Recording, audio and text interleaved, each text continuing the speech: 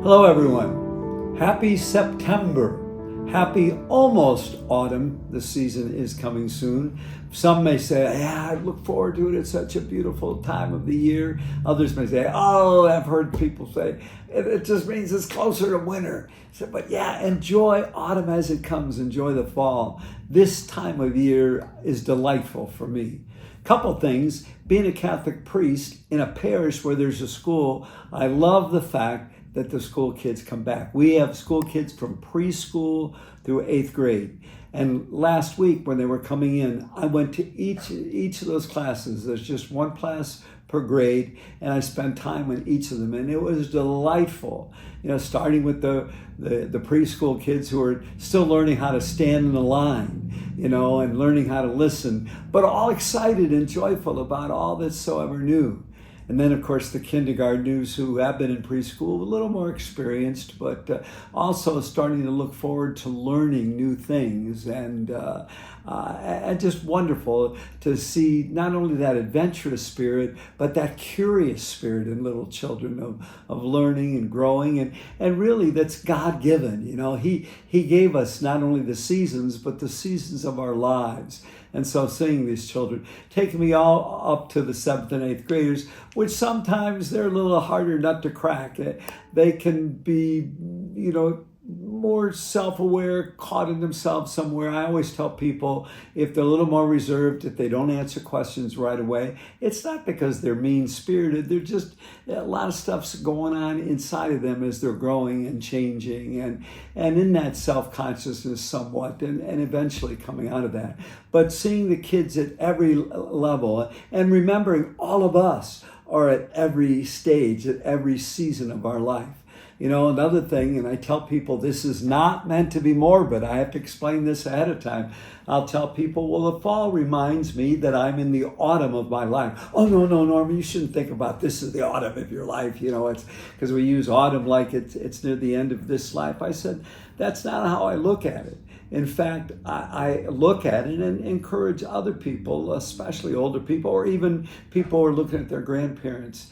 It's not true for everybody, but obviously moving to autumn, you know, there's the leaves change color, it gets more brisk. It's not as, and I like the fall better. I'm not a real hot 95-degree kind of guy. So in the fall, when I can move around a little more, one of the things I enjoy doing in the fall, when the weather's cooler and when nature is showing its beauty. The beauty of every season in nature and in our lives. This time of year, I often say people in their 60s, 70s, 80s, this can be seen and experienced as a beautiful time in our lives if we recognize the goodness and beauty of life from all we've learned over a lifetime. One of the things I do, and I often ask friends to go with me, Glendale Cemetery, which is a cemetery down the road from St. Vincent. Some of you may know it. That cemetery opened up in the 1830s.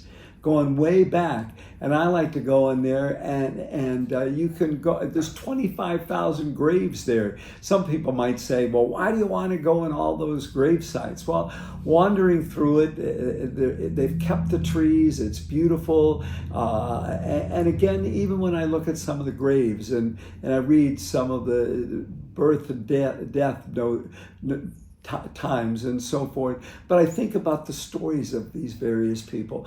I go back and think, not in a morbid way, of the story of my own life and the various things that happen. And I wonder when I read about their lives and where they are, and again, just noticing the beauty of being human, beauty of nature. In fact, all of nature, including the beauty of being human, is one of the best ways God reveals God's self.